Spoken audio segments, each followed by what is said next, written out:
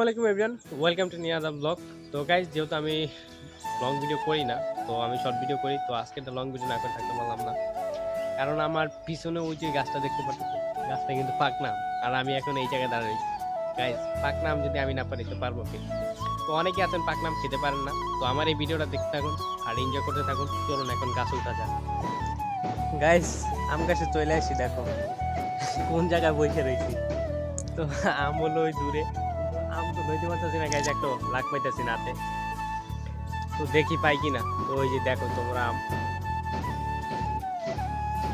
এই দেখো আম গাইজ, ওই যে আম, ওই যে উপরে।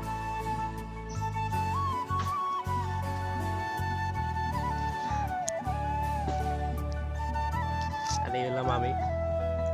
তো অনেকগুলো পারছি আম, নিচে দেখাবো, ব্যাগ কাপড়টা রাখছি কোথায়।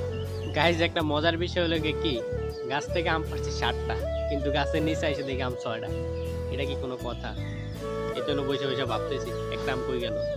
আরে আমগুলা দেখো, এই হলো আম, এই যে কি পাকনা পাকনা আম, দেখো গাইস, একদম গাছের পাকনা। এই দেখো কষগুলো আমের এখনো যায় নাই, দেখছো কি সুন্দর সুন্দর আম। গাইস, আম পাড়ার শেষে এসে মজার একটা ঘটনা ঘটলো কি, নিচে এসে দেখে আমার জন্য R15 এমটা রেডি হয়ে আছে। তো আমি এটা চালাবো না এখন। তো আর আজকে ভিডিও কিন্তু এ পর্যন্ত ছিল। সব ভালো থাকবেন, সুস্থ থাকবেন, দেখা হচ্ছে কিন্তু আপনাদের সাথে নেক্সট কোনো ভিডিওতে।